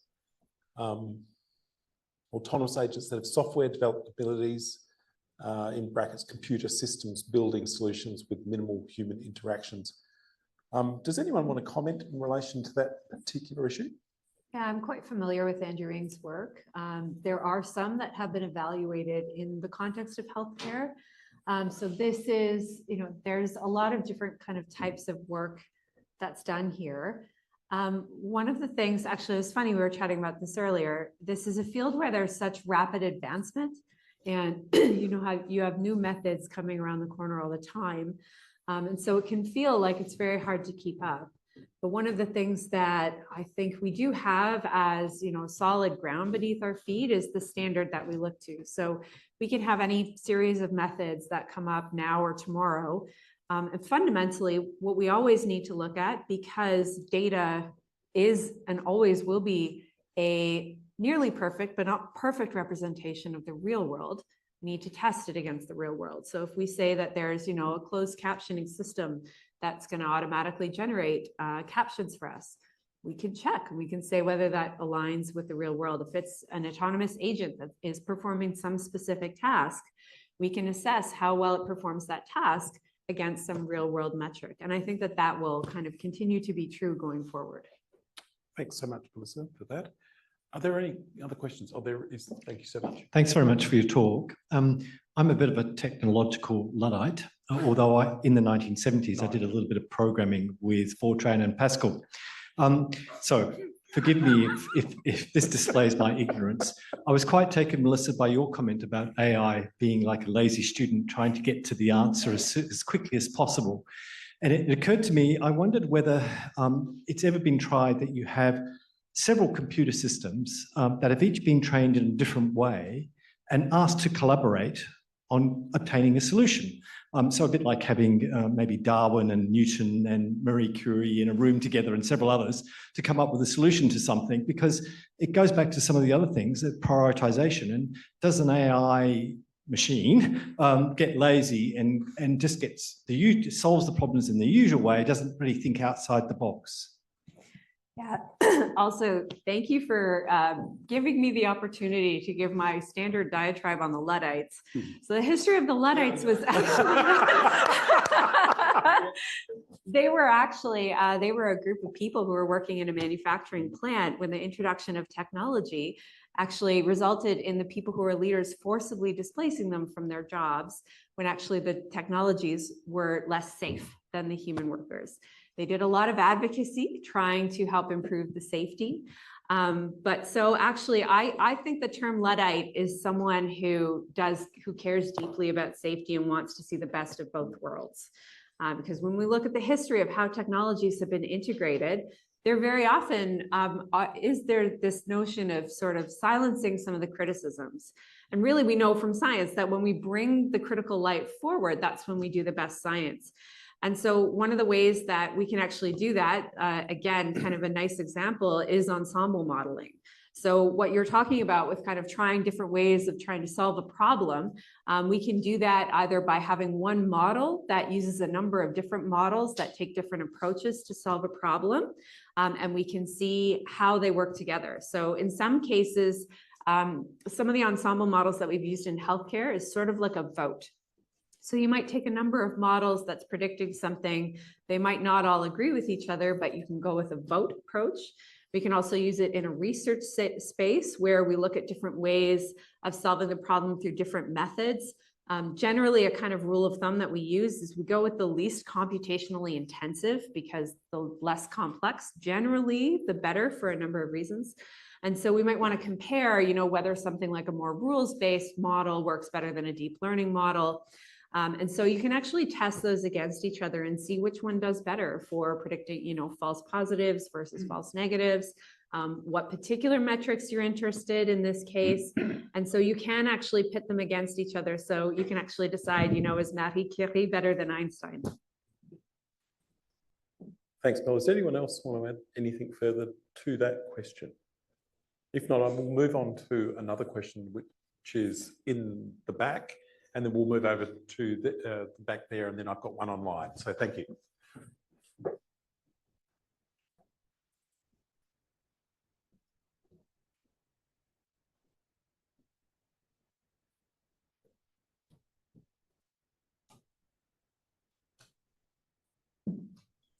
I'll just ask a question now. Just hold on a moment. There'll be a microphone for you now. Thanks.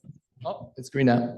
Okay, great. Hi, Guillaume from Digivate Health. I know Australia has developed recently a digital health capability framework for workforce, right? To be able to address skills and experience gap in using digital health in healthcare. Now we're already seeing implementation and benefits and the vision for AI in healthcare.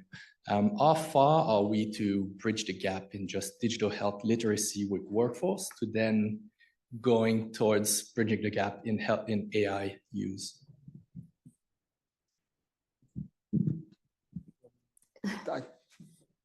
I think that's it's a really good question. And I think that some of what it requires is looking at what each is really good at. So sometimes when we talk about education, it's like, we're going to teach you about this new digital intervention. And so it's sort of a one-way education. Whereas I think where we tend to get the most out of systems is when we look at what one is good at and what the other is good at. So a computer system can be really good at a lot of these core functionalities that a human needs to do their job. The human might also be really good at doing the part, talking to the patient. And so sometimes when we look at the digital capability frameworks, it really only centers that one aspect of it, whereas where I think we need to move a little bit more is toward looking at what each is good at and how together we can deliver better care. Just to extend that answer slightly, just beyond maybe the Australian environment, I think we are in the process of learning how these tools can be applied in different settings. And as part of that, we still don't really know what education is required. So we need to understand a little bit better how the tools might benefit individuals. And as part of that, obviously, provide some degree of training. So specifically with my hat as in charge of education in postgraduate for my department, these technologies are coming in and are actually being massive disruptors in the way, for example, assessments are carried out and how they're going to be evaluated. So we're trying to work out ways of actually dealing with those tools as we speak. Yeah, actually, that brings up a kind of a point that sort of sticks with me sometimes. And so, like, we looked at how many people are using ChatGPT. It's a big deal. However, we also are aware, like, has anybody heard the story of the lawyer who used ChatGPT to generate the briefing notes? Yeah, exactly. And so then what happened? It generated fake stuff because it is supposed to generate information. It's not trained to be truthful. And the lawyer who was using it obviously didn't know that. What education did he get? What capability framework were we following for that to be deployed? And then not only that, but when he was kind of called out on this, he said, okay, I'll ask ChatGPT if this was real or not. Was it real? And of course he says, oh yes, absolutely. ChatGPT says, yes, this is a real reference. Like, these sorts of things should not happen. We should be aware of the boundaries within which we can use the tool safely. It's not good for the companies that are developing the models because they could have a very good model that actually is working well, but if we use them, in silly ways, it's going to look like the model's not working. And then for the individuals who are within the institutions, they're going to have not great stuff happen. And the next time we have a really good AI tool and we come knocking at the door, they're going to be like, no, remember the lawyer who got sued for that? we're not going to do it. So really like working together and really carefully considering these questions, I think is the way forward. Thank you. We have a question at the back and then, thank you. Thanks very much. I was with University of New South Wales back in the days when you handed your punch cards into people with a white coat and behind a glass door. So I mean, in those days, there was a cost to computing. So if you wanted to do a simple regression analysis, it was an overnight thing. Today, you can just do 100 of them on your spreadsheet. What seems to be missing lately and was missing 20 years ago and 30 years ago and 50 years ago is the discussion of the huge literature base on clinical versus actuarial judgment. So that, for example, when you it's easy to bag AI and say, oh, it makes mistakes. Sure, it does. Whenever I generate an image, I'm thinking, who in Eastern Europe typed this? Because it misspells everything. There's something odd going on. But when it comes to clinical decision making, that horse, was out of the gate 50 years ago when Meal published in 1954. It's never been negated or surpassed. He just stopped doing the research because there was no point flogging it. And it's missing. I never see a single discussion of it anywhere. And you're nodding because you're obviously familiar with it. Yeah, I'm a big fan of Weizenbaum, actually. He's one of my favorite scholars. Well, Weizenbaum did ELISA. Yeah. He released the code, and I was able to literally do it on a spreadsheet without even a learning mechanism, even without a macro, just using the random number thing. But, and again, what was interesting back in 1963 when he did it, to me, was the file size. I used to show my students in health service management, I say, type hello mom in Word and compare the size of that file with Weizenbaum's code for the whole of ELISA. They were both 43K. So computing power just isn't an issue now for decision models. What seems to be the problem is that there was a furor back then of people saying, oh, it'll never beat human judgment. And I think they used to say that there was always a room for a horse. And they were using them right up into World War II. But with a bang, you never see a horse anymore. Anyway, that's my little comment for tonight. So just to pick up on one point, you spoke of the no limitations on computational power any longer. However, it has to be said, I mean, one piece of information I read, which was that just the operation of ChatGPT as one large language model is around about 40 to 60,000 US houses in terms of their daily energy consumption. So it does speak to an issue around the environmental impacts of artificial intelligence, its deployment through a variety of different things. So I think we had.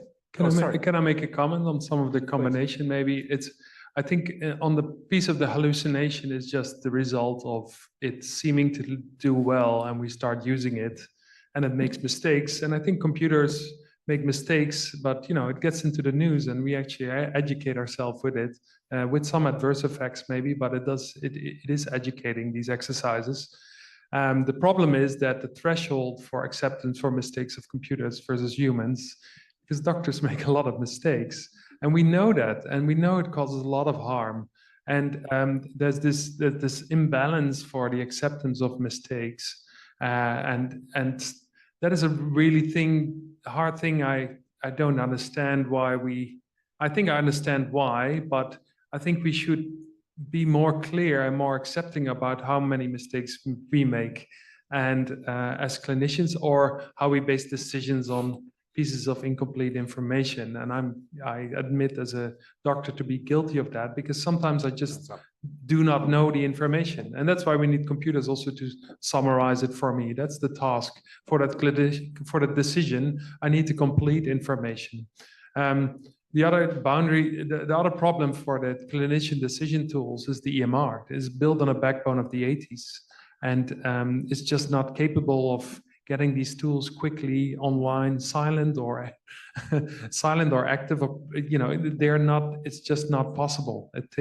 It's really hard. So we are now with the new AI scribes, I think we're in the next stage where AI scribes can start involving decision tools, which you already see in some softwares, that it gives you suggestions, that are actually useful, and you can still take some of these suggestions. Still, there's danger of automation bias, but at least, you know, the information is getting so massive. I'm getting paranoid that I'm missing essential information in my health record, that I cannot open 100 PDFs every consult, right? So there's all these things that we have to work with. We just have to also make mistakes and make sure they're not fatal, but, you know, small mistakes are allowed to happen as long as we push this as fast as we can and as safe as we can.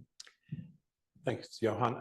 I might turn to a few questions that we have online, and I may sort of integrate one of the questions with some thoughts that I had about in terms of seeking an understanding of the sort of role of artificial intelligence in particularly in precision medicine. The question from Ashi is that IBM Watson was used in personalized cancer treatment in 2012. Are we planning similar applications? I think that would apply to, obviously we have such an enormous amount of capacity around genetic and phenotypic data. How do you think they are going to add to sort of providing a very much a personalized understanding of our health trajectory versus the sort of more relative risk sort of profiling which we currently do with biomarkers? Yeah, the IBM Watson story has sort of become the like canonical precautionary tale in the field of AI in medicine, because they did go bankrupt. The system did not work in any respect. And so it highlights a lot of the challenges that I think we've faced in this field and has helped us kind of move forward. One of the kind of key pieces when it comes to precision medicine is that I think we do have to be quite clear on what we're talking about when we're looking at this. And this was actually from a psychiatrist colleague of mine. We were on a panel about precision medicine, and he was talking about, you know, he had to tell his patients, he's coming up to Canada to do a talk on this. This patient says, "Oh, what are you talking about?" And he says, "Oh, precision medicine." She says, "Oh, cool, what's that?" He says, "Well, you know, it's the use of information about you as an individual, and I take that into account to make decisions." And she says that, or he says, the patient says to him, "What the heck have you been doing so far?" Yeah. You know, like clinicians can and do look at you, it should look at you as an individual. What is your lifestyle? What are your values? What side effects are you most concerned about? This is sort of what we do. And I think sometimes in this field, precision medicine has sort of been a catch-all where we're like, oh, now with genetics. So I think when we look at these things, we also have to consider what the specific value add of each of these sources of information is, and then also how people make decisions about that. So if you look at, you know, things like genetics, people's risk information doesn't always actually change their behavior in a way that is beneficial to them. So we have to look at why. Are there issues of food inaccessibility? Are there issues of, you know, insecure housing? And if we only focus on the technological part of that intervention and don't actually do anything to change the material realities that that patient lives in, we're sort of going to be setting ourselves up for failure. And that's not meant to be like pessimistic. It's just sort of to say we have to look at the whole picture. Thank you for that. Yeah. I think I totally agree with that. I do think that, you know, I see just the variability in my clinic this morning, that some people respond different to others. And I think we can, we're very stuck in the era of evidence-based medicine, and we need to somehow get out and use the data appropriately and start doing randomized trials and existing big data sets. And there's talk, but it's very hard, right, to do this, to have a learning health system, all these buzzwords.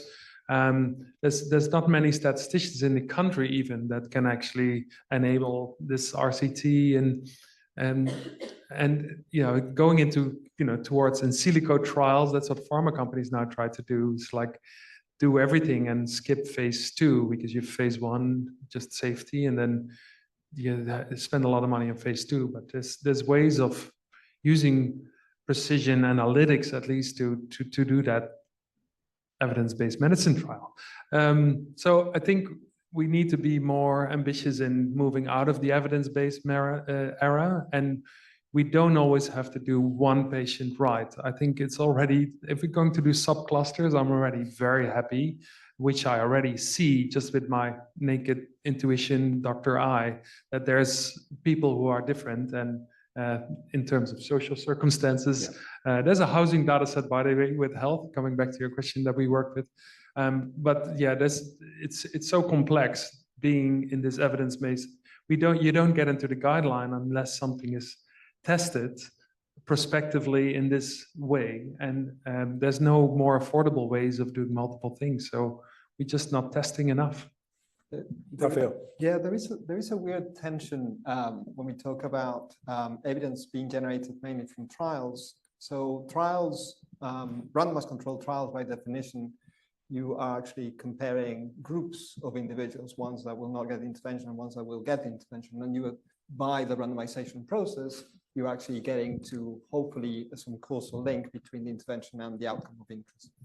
But because of that, you're actually working on averages.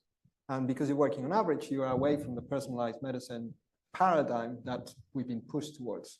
So if all your evidence comes from trials, you actually, by definition, you're going to get good effects only on a proportion of the participants, not on everyone, by definition. And then you have the other side of it, which is, well, let's look at integrating all the information that's available from genetic records, might be available from biomarkers, but then you're moving away from trials.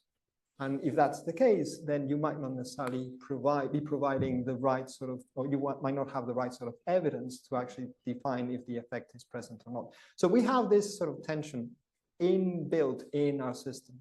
And we might need to, and as part of that, there are now processes and there's been guidance about moving towards interventions or the evaluation of complex interventions that are slightly outside of trials.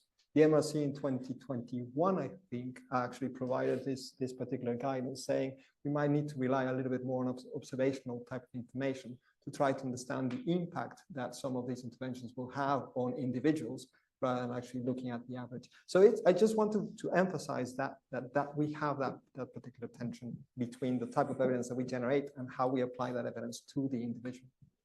I think if I can add to that as well, because I think like both of those are really good points. And I think it really speaks to the fact that we need a spectrum of testing modalities. So just like as a thought, you know, if you're trying a new diet because you want to increase your heart health, would you be content to be the N of one person where maybe this hadn't been tested before and you're going to try this for the first time? Maybe. Would you take a gene therapy that might have fatal toxic effects and be the N of one person? Maybe not. So that's where ethics comes in, where we're looking at people's values, where we're looking at risk versus benefits. We're looking at what is the foundation upon which we might offer someone enrollment in these different methods. Why do we use a particular method versus another for a particular type of question that we're looking at?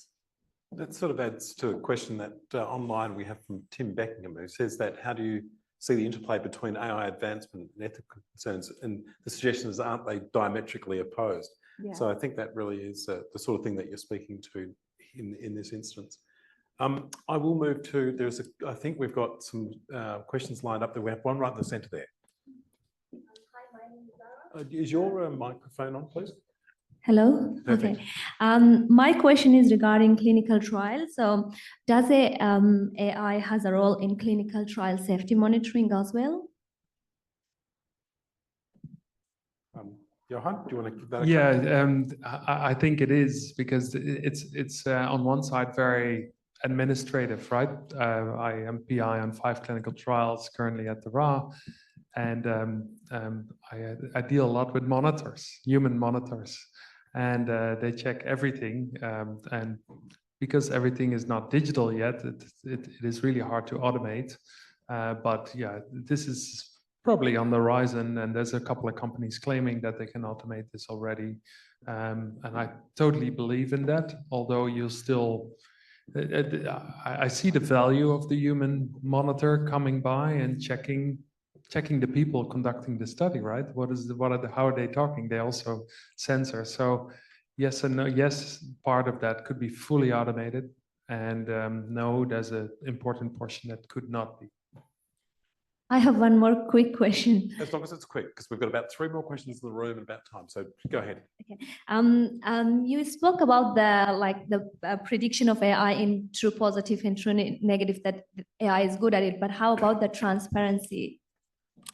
Yeah, so when we're talking about transparency, I think in medicine, we really focus on transparency around demonstrating the methods by which we decided something works. So again, if we look back to, the foundations of medicine, we don't always maybe know the precise mechanism by which a particular drug worked, but we have transparency around how it was tested. It's tested in this population of patients this age under these conditions. And so that's the kind of transparency that I think is most important. And that's certainly something that within our guideline, we try to set it out so that people can describe that process by which they tested it so that they can articulate that for clients and for consumers. Thank you. Okay, so we've got a question at the back, and then I will ask you to hand the microphone just here. So the question at the back, and then over here, and lady in the pink top, if I could. So go ahead, please. Thank you. I have a question. There's been a bit of a theme about the use of electronic health records, and given, there's an acknowledged nuances and limitations with them, but the fact that they're sort of informing the bulk of the data that you're using for AI and these sort of learning models, are you finding, I guess, in countries that are more mature in their electronic health record use, that, the studies are really informing where the sticking points in those health records are and where those improvements can come? And I guess where can we tap into those sort of things going forward to try and improve the quality of data going in, to improve the quality of data coming out? Yeah, I think that's a really good point. And I'm coming from a health system where we had Epic, where, there's much to be said about Epic, but it is fairly well developed in terms of like digital integration. And still we see things like, actually one of the models that we had in use at Sick Kids, someone made a change to the standard length of one of the notes, model performance totally dropped off. So there's things that can happen within the EMR record that make you kind of have to go look back at the digital technologies. And there's things within the EMR that also call into question some of the things that we do with AI. So, and that's why I think data set documentation is really important. So I know in my practice, like as a clinical ethicist, I look at the chart notes a lot and I see, one clinician will kind of write a beautiful note about, this is what the patient was talking about today. These were the fears and worries. We brought mom on the call. We had a chat about this. And then other patients is like, patient looked well, the end. So there's a lot of differences in how we do this, partly because people don't want to interact with the EMR. Johan talked about some of the burnout issues. This also was a technology that was really developed without a lot of consultation with clinicians by and large, sort of thought about on the back end and then put into their hands. And I think that we have, where you have an opportunity, we have an opportunity here in South Australia particularly, is that being sort of at the start of this journey, we have an opportunity to try and think about how can we shape this in a better way that works for all of us, rather than kind of following that path and having to backtrack later. And yet still the backtracking happens. I went digital back to analog 4 times in my life. When I came here, I went back to analog too. And it's after 5 years, the people are starting to realize that it could be partially garbage in. And the result is then that administrators make doctors annotate more. So I do see where the AI scribe is going to help here in standardization of things, because we also investigated once, there's 100 ways of putting smoking into the EMR, 100 ways we quantified. So just symbolic for it. So I think everywhere is still the same problem, and the problem is not solved, but I love to collaborate more globally and learn, because Australia is an island sometimes. Just to briefly add to that, in the UK, we have over many years used electronic health records. It is clear from our perspective that they were created initially mainly for administrative reasons, which means that they have very clear limitations, as Johan's been mentioning, about their potential use for any other type of application. But at the same time, there are some potential uses. And as part of us developing our understanding of the uses and limitations, there is an improvement as well of the electronic health records themselves. So how we address them and how they actually being collected. So over time, there's been a gradual improvement, both in, for example, in the volume that's available, and also in the not only complexity, but how complete they happen to be as well. Thank you. Commissioner. Yes. I just wondered if you could elaborate a bit more about algorithmovigilance. I think that's a new word for me tonight as well. I don't know if I said it right. Keen to understand the obligations for various stakeholders, the clinician, the hospital, the manufacturer. So what's sort of similar and different to sort of traditional pharmacovigilance? Yeah, actually, and it did stem from pharmacovigilance particularly, which is, based on the idea that you have a product and you've demonstrated it's beneficial. Now you want to monitor for potential, adverse events or unforeseen changes.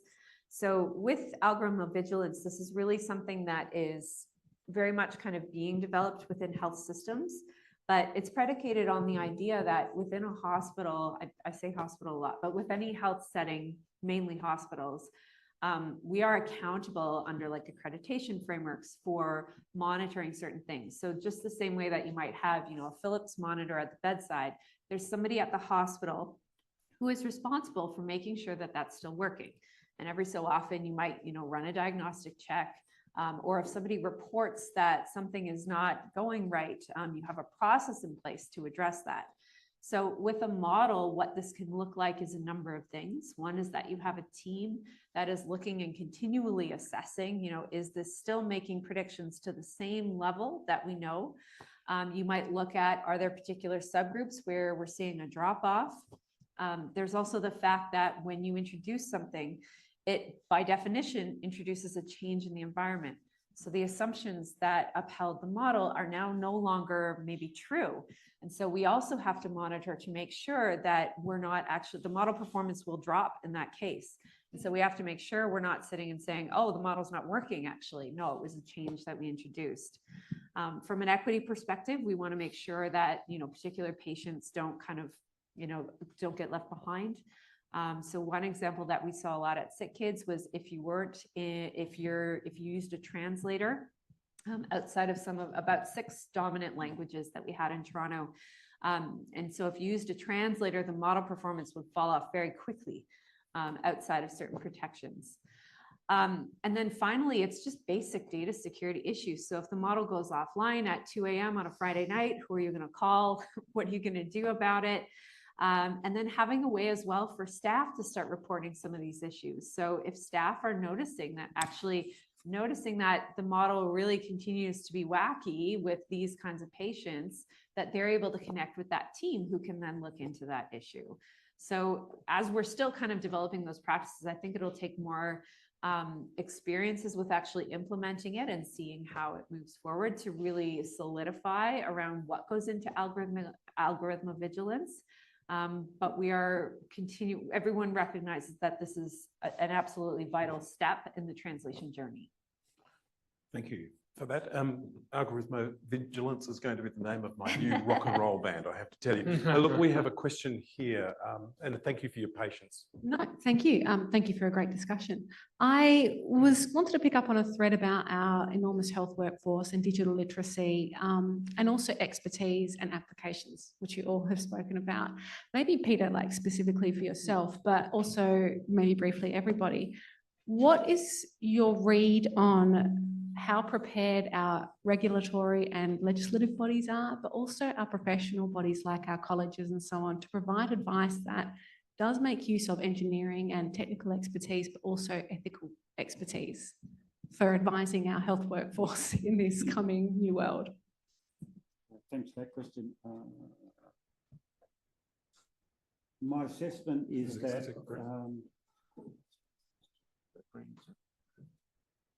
sorry about that. My assessment is not very well prepared.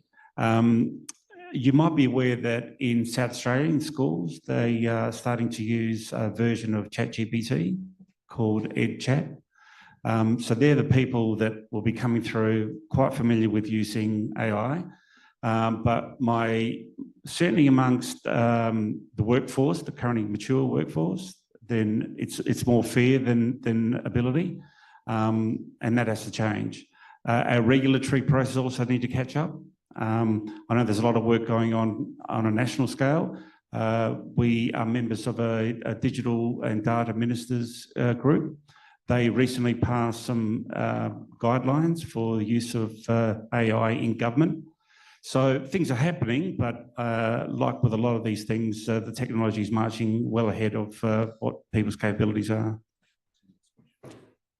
Can I ask a follow-up question? How we convince the federal government that not only all these regulations and vigilance needs to be in place, but we also need a lot of people on the ground to get going. So we use this a lot these days. The economic complexity ranking of Australia is 91st, and we just got passed by Malawi for economic complexity.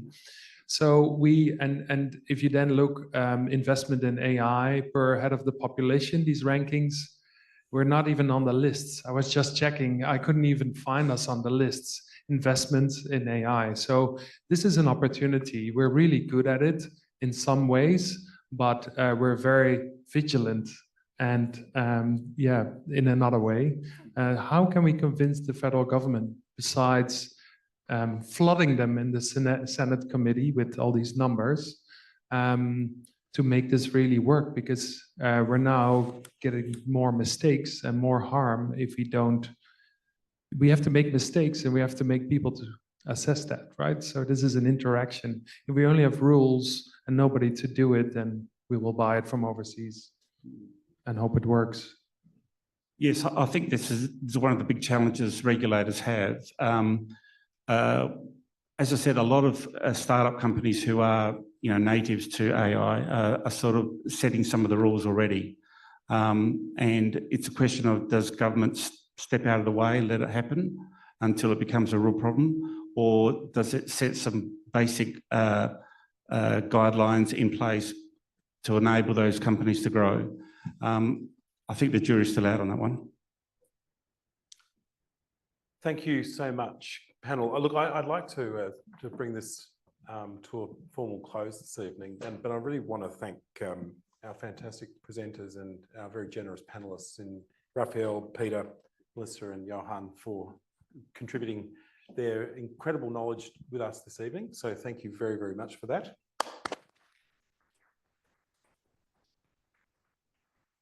And we have some gifts. Thank you very much. A little token of our appreciation from being handed out by David. I also want to take the opportunity to thank all of you for sticking out a couple of hours session on four presentations in the panel session, and to you online who also participated in the event. Thank you for all of your questions.